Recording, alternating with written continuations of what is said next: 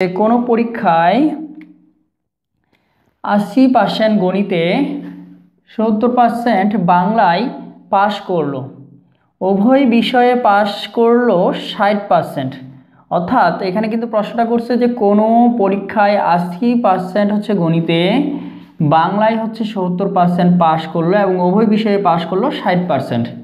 এখন প্রশ্ন হচ্ছে যে উভয় বিষয়ে শতকরা কতজন ফেল করেছে, এই ধরনের অঙ্কগুলো কিন্তু প্রায় আসে। তো এইখানে সবার প্রথমে বা এই ধরনের অঙ্কগুলো যখন পরীক্ষায় আসবে সবার প্রথমে যে জিনিসটা খেয়াল করবেন সেই জিনিসটা হচ্ছে যে উভয় বিষয়টা কি অবস্থায় রয়েছে। যদি উভয় বিষয় ফেল থাকে, বাকি বিষয়গুলো পাস থাকে, তাহলে টেকনিকটা অন্য রকমের। আর যদি দেখেন যে উভয় বিষয়টি পাস এবং বাকি বিষয় বা অন্যান্য বিষয়গুলো পাস, বা উভয় বিষয়টি ফেল বা অন্যান্য বিষয়গুলো ফেল, অর্থাৎ একই রকমের যদি থাকে, অর্থাৎ উভয় বিষয় যা থাকবে অন্যান্য বিষয়গুলো যদি একই রকমের থাকে, অর্থাৎ উভয় বিষয় যদি ফেল থাকে এবং অন্যান্য বিষয়গুলোও যদি ফেল থাকে, তাহলে খুব সহজেই আমরা পাশের হার বা ফেলের হার পাশের হার নির্ণয় করতে পারবো। আর যদি উভয় বিষয়টা পাস থাকে, অন্যান্য বিষয়টা ফেল থাকে, তাহলে খুব সহজেই কিন্তু আমরা, অর্থাৎ উভয় বিষয়ে যদি পাস থাকে, অন্য বিষয়ে যদি পাস থাকে, তাহলে খুব সহজেই কিন্তু আমরা ফেলের হার নির্ণয় করতে পারবো। কিন্তু উভয় বিষয় যখন ফেল থাকবে, অন্যান্য বিষয়গুলোও যখন ফেল থাকবে, সহজেই পাশের হার নির্ণয় করতে পারবো। খুবই ইজি একটা টেকনিকে। সেই টেকনিকটি হচ্ছে যখন দেখবেন যে উভয় বিষয় একই আছে, যেহেতু আমাদের এখানে দেখা যাচ্ছে যে কোনো পরীক্ষায় 80% গণিতে এবং 70% বাংলায় পাস এবং উভয় বিষয়ে পাস হচ্ছে 60%, তাহলে ফেলের হার আমরা নির্ণয়ের যে টেকনিকটা, ফেলের হার নির্ণয়ের টেকনিকটা হচ্ছে 100 মাইনাস প্রথম বিষয় যোগ দ্বিতীয় বিষয়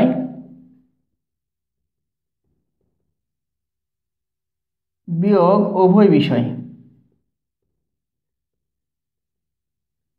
তাহলে উভয় বিষয় যেটা থাকবে, অন্যান্য বিষয়গুলো যদি একই রকমের থাকে, তাহলে যে টেকনিকটা, সেই টেকনিকটা হচ্ছে যে 100 মাইনাস প্রথম বিষয় যোগ দ্বিতীয় বিষয় মাইনাস উভয় বিষয়।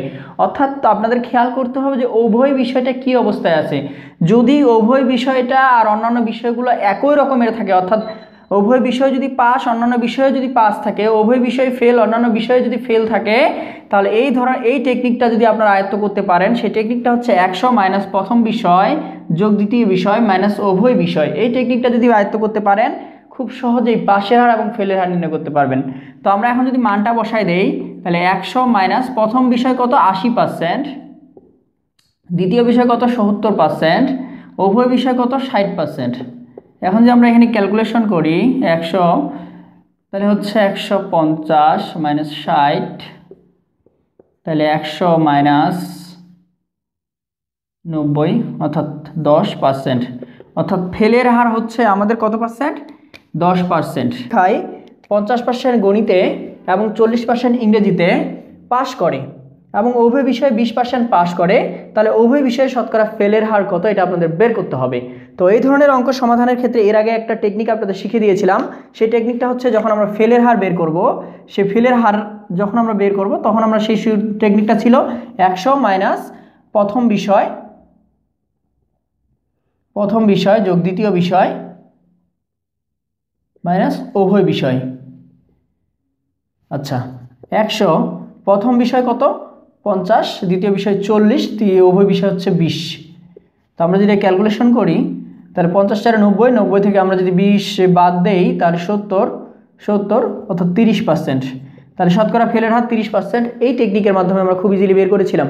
কিন্তু যদি উভয় বিষয়ে শতকরা 20% ফেল করে এরকম কথা উল্লেখ থাকতো, তাহলে কিন্তু এই টেকনিক দিয়ে আর সমাধান হবে না, তখন কিন্তু আর অন্য উপায়ে সমাধান করতে হবে। তো আজকে যে টেকনিকটি আমি আপনাদের শিখে দেবো, যে সেই অসাধারণ টেকনিকটি পাশ ফেলের আপনারা সার্বজনীন টেকনিক বলতে পারেন। অর্থাৎ ওই টেকনিকের মাধ্যমে এই ধরনের পাশ ফেলের ফেল থাকুক, পাস থাকুক, যাই থাকুক না কেন, খুব অল্প সময়ে সমাধান করতে পারবেন। আসুন সেই টেকনিকটা দেখে নিই। সেই টেকনিকটা হচ্ছে, সার্বজনীন টেকনিকটা হচ্ছে,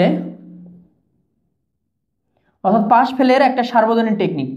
পাশ ফলের সার্বজনীন যে টেকনিকটি, সেই টেকনিকটি হচ্ছে উভয় বিষয়ে ফেল সমান সমান 100 মাইনাস প্রথম বিষয় যোগ দ্বিতীয় বিষয় যোগ উভয় বিষয়। তো দেখুন এখানে প্রথম বিষয় দ্বিতীয় বিষয় যোগ উভয় বিষয়, এখানে কিন্তু আমরা সবগুলো যোগ করেছি।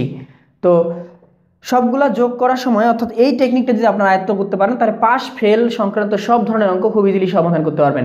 কিন্তু এখানে একটু খালি শুধু মাথা খাটাইতে হবে যে প্রথম বিষয় দ্বিতীয় বিষয় আর উভয় বিষয় কি। উভয় বিষয় প্রশ্নে যা আছে তাই, সেটা ফেল থাকুক পাস থাকুক যা এমন তাই থাকুক, উভয় বিষয় যা আছে তাই। কিন্তু প্রথম বিষয় আর দ্বিতীয় বিষয়ের ক্ষেত্রে একটু চিন্তা করতে হবে বা একটু বের করতে হবে। তো বের করার সময় আপনাদের মনে রাখতে হবে যে উভয় বিষয় কি অবস্থায় আছে। যদি উভয় বিষয় এখানে দেখেন উভয় বিষয় কি আছে, পাস। যদি উভয় বিষয় এবং অন্যান্য বিষয় একই থাকে, যদি উভয় বিষয় এবং অন্যান্য বিষয় উভয় থাকে, তাহলে প্রথম বিষয় থাকে উভয় বিষয় বাদ দিয়ে প্রথম বিষয় বের হবে, দ্বিতীয় বিষয়ের সাথে উভয় বিষয় বাদ দিয়ে দ্বিতীয় বিষয় বের হবে। তাহলে আমরা সমাধান করি আসুন। 100 মাইনাস প্রথম বিষয় কত দেওয়া আছে 50 মাইনাস 20 যোগ দ্বিতীয় বিষয় দেওয়া আছে 40 মাইনাস 20 যোগ উভয় বিষয় দেওয়া আছে 20, উভয় বিষয় যা ছিল তাই। তাহলে 100 মাইনাস 50 থেকে 30 20 যোগ 20,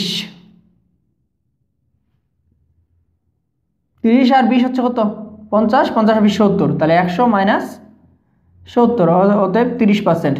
এর আগে যে আমরা সমাধান করলাম সেখানে কিন্তু 30% বের হয়েছিল, এখানে কিন্তু 30% বের হয়েছে, অর্থাৎ একই কিন্তু উত্তরটা। তো এই টেকনিকের মাধ্যমে কিন্তু খুব ইজিলি আমরা বের করতে পারলাম। তো আপনাদের কথা হচ্ছে যে এর আগের টেকনিকটা তো সহজ, তাহলে এটা কেন আমরা আয়ত্ত করব। তো এটা টেকনিক আয়ত্ত করব এই কারণেই, কারণ যদি এখানে এমন থাকতো যে